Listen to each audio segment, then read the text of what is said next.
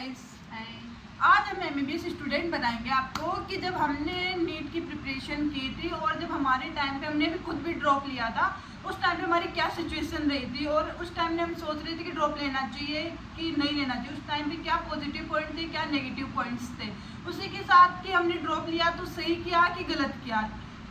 तो वैष्णवी जी, आप बताइए आपके ड्रॉप के टाइम पे क्या सीन रहा था, मतलब ड्रॉप लेने के लिए। मेरा सीन कुछ ऐसा था कि मैं ना 2020 में बोर्ड का एग्ज़ाम दिया था। उसके बाद मैंने फर्स्ट अटेम्प्ट दिया था उस टाइम अपना। तो मैंने ऐसे ही दे दिया था कि इतना ज़्यादा कुछ पढ़ा वढ़ा भी नहीं था, बस ये था कि बोर्ड दे दिया था कि अब नीट करना है। तो मैंने पहला अटेम्प्ट ले दिया था कि देखते हैं कि पेपर कैसा होता है। उसके बाद मैंने इसका रिजल्ट वगैरह भी नहीं देखा था। फिर 2021 में दिया था मैंने। उसके बाद उस टाइम मैंने बहुत अच्छे से तैयारी वगैरह की थी, तो मेरे 510 आए थे। मेरा एक प्लस पॉइंट ये था कि मेरे पापा जो है मुझे बहुत ज़्यादा सपोर्ट करते थे कि नहीं, उनका बचपन से ही ऐसे था कि मेरी बेटी तो डॉक्टर ही बनेगी। तो इसलिए वो मेरे लिए फैमिली सपोर्ट बहुत ज़्यादा था। तो मुझे फिर ड्रॉप लिया, मैंने एक ड्रॉप लिया। उसके बाद 2022 में फिर से लिया। उसके बाद तो आपको पता ही है, ऑटोनोमस स्टेट में फिर इनका सिलेक्शन हो गया। फिर क्या हुआ था तेरे को, तुम 2 महीने लेट आई थी। हाँ, वो भी एक सीन था भाई। वो भी बता क्या सीन था। क्या था कि सेकंड काउंसलिंग में हमने करवा लिया था, एडमिशन करवा लिया। उसके बाद यहाँ से हम घर गए तो मुझे डेंगू हो गया। आई थिंक 4 को आना था, 4 दिसंबर को वापस आना था। उसी दिन, उसके एक दिन पहले मुझे पता चला मुझे बहुत हाई फीवर वगैरह आ रहा था। तो पता चला कि मुझे डेंगू हो गया। फिर मैं 1 हफ्ते तक एडमिट थी। फिर उसके बाद वो 1 हफ्ते के बाद एक्सटेंड होते होते वो 1 महीने, मैंने पूरे दिसंबर में कोई क्लास नहीं ली है। और फिर अटेंडेंस होती थी तो वैष्णवी सिंह फर्स्ट राउंड की बेटी हुई, यहाँ पे आती नहीं थी। सेकंड राउंड हम सोचते थे कि वैष्णवी सिंह है हम एकदम पागल थे कि भाई इसको देखना है, जो अब तक एडमिशन करवा के आना ही नहीं चाहती इस कुछ लोगों को कॉलेज तो में। ये भी लगता था कि वो छोड़ दिया उसने। हाँ, कुछ लोगों को ऐसा लगता था कि हाँ। बॉन्ड वॉन्ड देगी, दोबारा प्रिपरेशन करने लग गई कोई बेटर कॉलेज के लिए और ये यहाँ नहीं आने वाली। फाइनली आई थी वो पे वैकेंसी राउंड के बाद हो जाता है ना सब कुछ, उसके बाद आई थी। विंटर वेकेशन के बाद आई थी। उसके बाद जब मैं कॉलेज में आई थी तो सब मुझसे पूछ रहे थे, तुम वैष्णवी हो, तुम वैष्णवी हो। सेलिब्रेट बन गई थी आते ही हमारे कॉलेज में। सबसे लास्ट में मैं ही आई थी। तो हर्षिता जी, आप बताइए आपके साथ टाइम पे मतलब ड्रॉप का क्या सीन रहा था, फैमिली सपोर्ट कैसा था, आप क्या सोच रहे थे कि ड्रॉप लेना चाहिए कि नहीं लेना चाहिए पूरा। तो जब मैंने फर्स्ट टाइम में कोचिंग में गई तो मेरे मतलब घर वाले ये थे कि पहले से दीदी वगैरह एमबीबीएस कर रहे थे, तो उनको था कि लगभग हमारा भी फिक्स था कि इन्हें भी एमबीबीएस ही करवानी है। तो हमें कोचिंग में भेज दिया। तो वहाँ पे मतलब फर्स्ट टाइम जब मैंने नीट का पेपर दिया तो मेरे बने थे 549। तो फिर बाद में घर वाले से कि कोई ना, फर्स्ट टाइम ही तो है तो इसलिए दोबारा एक ड्रॉप दिलवा देते हैं। फिर दोबारा से उसी कोचिंग में गए तो मैंने कोचिंग की थी सीकर से, तो वहाँ पे गए तो फिर दोनों टाइम पे कोविड ही था। तो फर्स्ट टाइम पे तो मतलब घर पे रह के पढ़ाई की थी, सेकंड टाइम पे घर वालों ने बोल दिया था कि घर पे नहीं आना। तो वहीं पे कोचिंग के अंदर ही पढ़ाई की थी रूम के अंदर। तो वहाँ पे फिर उस टाइम पे एक्सटेंड हो गया था एग्ज़ाम, तो वापस से घर वालों घर पे आए तो मेरे फिर उस टाइम पे बनी थी 539। तो घर वाले ऐसे कि यार मतलब ऐसे कम कैसे हो गए। तो फिर बस ऐसे था कि मेरे क्वेश्चंस छूट गए थे पेपर के अंदर। तो बाकी जो मेरे भाई और दूसरी बहन है तो उनका हो गया था सिलेक्शन। तो मैं अकेली बची थी, तो घर वाले नंबर भी कम हो गए थे, पिछले साल से 10 नंबर कम हो गए थे। तो घर वाले बोलते कोई ना, कोई दिक्कत की बात नहीं है, पेपर छूट गया था। तो मतलब मेरे आई थिंक 27 के अराउंड क्वेश्चन छूट गए थे।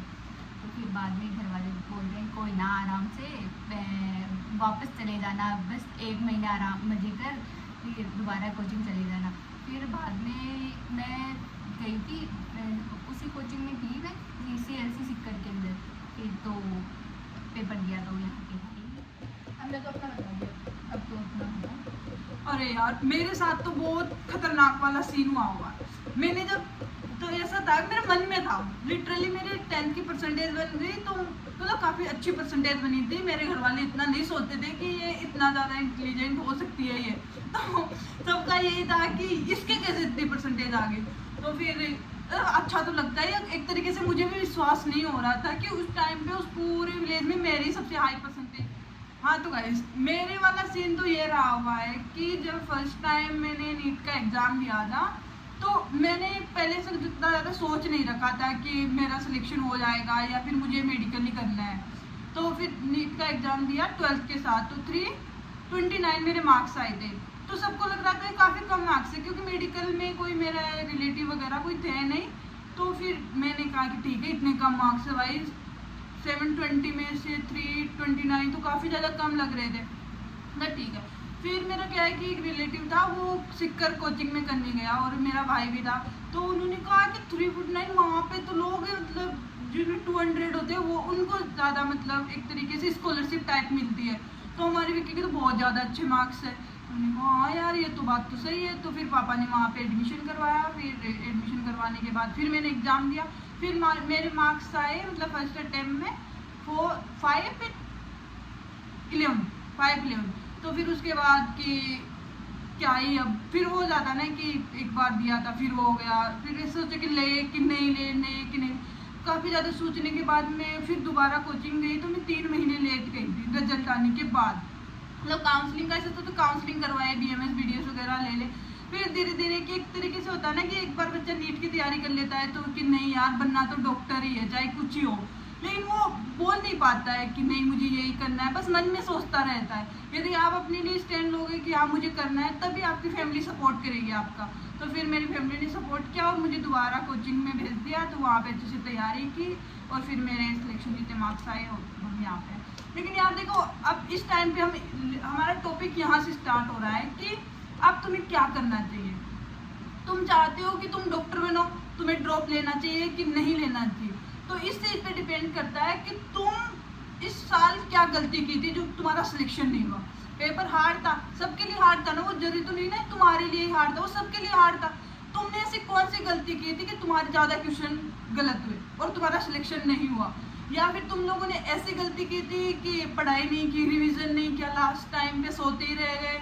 या काफ़ी ज़्यादा अलग अलग रीजन हो सकते हैं हर बच्चे के। किसी के टाइम ये भी तो हो सकता है किसी की फैमिली कंडीशन उस टाइम पे ख़राब हो गई, कोई दिक्कत आ गई हो तो वो ज़्यादा उतना फोकस नहीं कर पाया। और तुम्हें ऐसे लग रहा है कि तुम लोग अगर दोबारा से कर सकते हो या फिर करना चाहते हो तो ले सकते हो। और टाइम ऐसे कोई वो नहीं है कि मतलब तुम्हें अब नहीं करना, फिर वो एक रहता है ना कि पूरे मतलब फिर वो मन भी रह लाइफ जाता है टाइम वो life regret time- रह जाता है हाँ कि यार मेरे को ले एक लेना अटेम्प्ट चाहिए और ले लेना चाहिए, तो वो चीज़ नहीं रहेगी।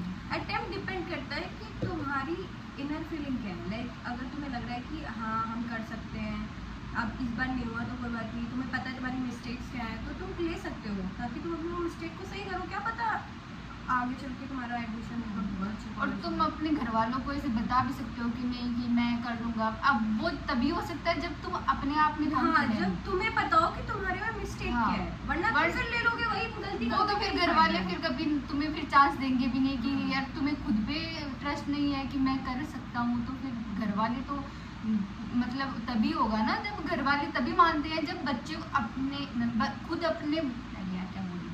बच्चे खुद कॉन्फिडेंट होते हाँ, हैं हाँ। तभी घर वाले मानते हैं। और ये भी हो जाता है ना कि लास्ट टाइम भी इस टाइम पे तुम घर पे होंगे, यदि आप तुम लोगों ने कोचिंग ज्वाइन नहीं की और तुम सोच रहे हो कि ड्रॉप ले कि नहीं ले, तो काफ़ी ज़्यादा रिलेटिव्स भी आते हैं, वो बोलते हैं कि क्या रहा तुम्हारा। Relatives की तो सुनो ही मत। हाँ लिटरली वो ऐसे पेनिट्रेट करके जाते हैं दिमाग को कि क्या सीन रहा तुम्हारा, हो जाएगा, कितने साल हो गए, होगा कि नहीं होगा। यार मतलब वो दिमाग खराब करके जाते हैं। उनकी तो सुनो ही मत, ज़्यादा भी तो उनको कुछ बोलो ही मत। जब तुम्हारा सिलेक्शन हो जाएगा ना, जब हमारे साथ था तो कि सिलेक्शन नहीं हुआ तब आते थे कि और कोई नर्सिंग वगैरह करवा लो, मतलब लिटरली ऐसे पैरामेडिकल नर्सिंग या फिर ICR का एग्जाम, जेट का एग्जाम ऐसे दिलवा लो, जरूरी थोड़ी ना है सभी डॉक्टर बने। लिटरली ऐसे दिमाग का दही बना के जाते थे ना वो। और एक पल उस टाइम पे हम खुद भी अपने पे डाउट करने लग जाते कि सही में यार ये सीन है। लेकिन यार उस टाइम पे यदि तुम लोगों ने अपना साथ दिया कि नहीं मैं कर सकता हूँ, उनको कुछ नहीं बोलना है, एक कान से सुनो दूसरे से निकाल दो, बाहर में जाने दो। लेकिन जब तुम्हारा सिलेक्शन हो जाएगा ना, वही रिलेटिव से वही आई कहेंगे तुमसे दवा लिखवाऊंगा मैं। दवा लिखवाऊंगा, फ्री में दवा लिख देगी ना, ऐसा करके मतलब ऐसे कि भाई इससे प्यारा तो कोई है ही नहीं, ऐसे बनते हैं उस टाइम पे। फिर हमने खुद ये चीज़ फेस की है, मतलब सिलेक्शन नहीं हुआ था तब तो कि नहीं होगा, इतना टाइम हो गया, अब भी होगा, पता नहीं और कुछ ज्वाइन कर लो। सिलेक्शन हो गया, मैं तो पहले ही जानता था ये तो बहुत इंटेलिजेंट थी, हाँ। इसके तो परसेंटेज भी तो कितनी ज्यादा थी। बहुत ज्यादा बकवास करते हैं, तो उनकी तो ध्यान ही मत दो, अपने पेरेंट्स को बताओ कि मुझे क्या करना है, और तुम खुद इस चीज, यदि तुम ड्रॉप ले रहे हो तो बिल्कुल मोटिवेट रहे कि पूरी साल, ये नहीं कि यार मैंने गलत तो नहीं लिया, ये चीज उस टाइम पे नहीं सोची। उस टाइम पे चाहिए होता है ना कि 2026 में सिलेक्शन चाहिए तो चाहिए ही। यार एक चीज़ और है, मैं ना, ये तो वीडियो मान लो उनके लिए हो गई जो देखना चाह रहे हैं, बट एक पेरेंट्स से भी रिक्वेस्ट है कि आप अपने बच्चों को समझिए कि वो क्या करना चाहते हैं, क्या नहीं करना चाहते हैं। अगर रिलेटिव्स की बात पे आ जाते हो या दूसरों की बात पे आ जाते हो ना, तो बच्चे पे बहुत गंदा इफेक्ट पड़ता है कि यार नहीं कर, अगर कोई कह रहा है, आपसे कह रहा है आपका बेटा नहीं कर पाएगा, नहीं कर पाएगा, तो आप उसको सपोर्ट करो कि नहीं बेटा, उनको बोलने दो, तुम कर लोगे, तुम करो। आप उसको मोटिवेट कीजिए। अगर आपको पता भी है कि वो नहीं कर सकता तो ठीक है, अगर उसके अंदर इनर वो है कि हाँ मैं कर सकता हूँ, आपको लगता है कि वो नहीं कर पाएगा, लेकिन फिर भी थोड़ा मोटिवेट कीजिए। क्या पता मोटिवेशन से वो कर ले, आपकी बातों से वो कर ले, जिसको उसको जो भी करना हो। तो थोड़ा सा इस हाँ बात पे ध्यान मतलब देना बच्चों चाहिए। को सपोर्ट करो आप। या देखो, पड़ोसियों के तो बच्चे हैं नहीं वो, कि वो तो तुम उनको क्रिटिसाइज करेंगे कि वो तो नहीं चाहते ना कि आपके बेटी जो भी हो सक्सेस हो।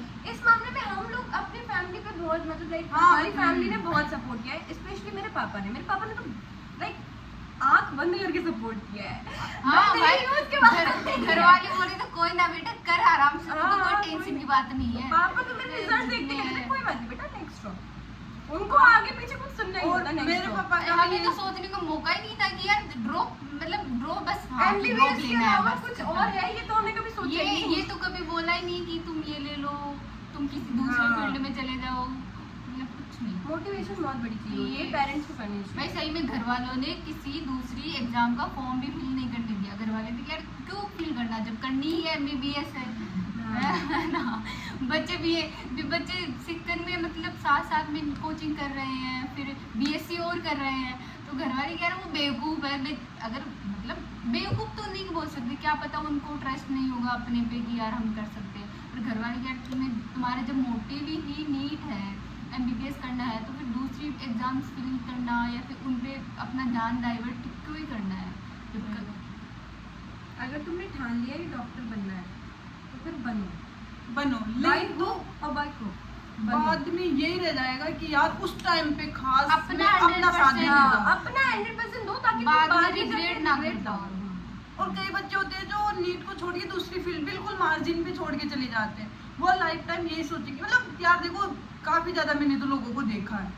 मेरे साथ के मेरी एक दोस्त थी जिसने नीट का ड्रॉप बीच में छोड़ दिया था, और मैंने ड्रॉप लिया था उस टाइम पे। अब वो आज ही मेरे को फोन करके थोड़े दिन पहले बोला था कि यार मैंने भी उस टाइम पे छोड़ के ना होते तो ड्रॉप लिया था, क्योंकि उसने बाद में बीएससी की और अब कंपटीशन की तैयारी है। कंपटीशन तो हर जगह है, हाँ, कंपटीशन तो तुम कंपटीशन और तुम्हारा मन होगा तो तुम तैयारी कर लोगे। यदि तुम मन मार के कि यार करना है और कोई ऑप्शन नहीं है, तब जाके वहाँ पे दिक्कत आती है। नीट में तुम्हारा यही मन तो था है कि तो तुम कर घर लोगे। वालों का सपोर्ट तभी दिखता है जब बच्चा खुद कॉन्फिडेंट हो। हाँ, ये वो बात करना भी है।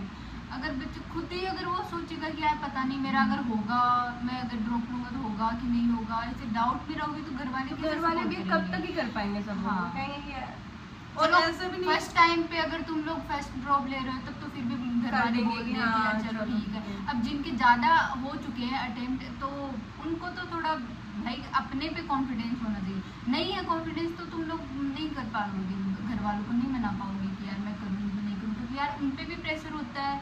ऐसे तो है नहीं कि वो तुम्हें बार बार ड्रॉप ये पैसे भी खर्च होते हैं, मतलब और तुम्हारा फ्यूचर भी कि तुम बाद में क्या करोगे नहीं हुआ तो। हाँ, उनको ये भी रहती है कि टेंशन यार भी रहती है मतलब उनको। खुद को चीट मत करना, अपनी मेहनत में कोई कमी मत रखना, बाकी तो भगवान भरोसे। ठीक है, बढ़िया।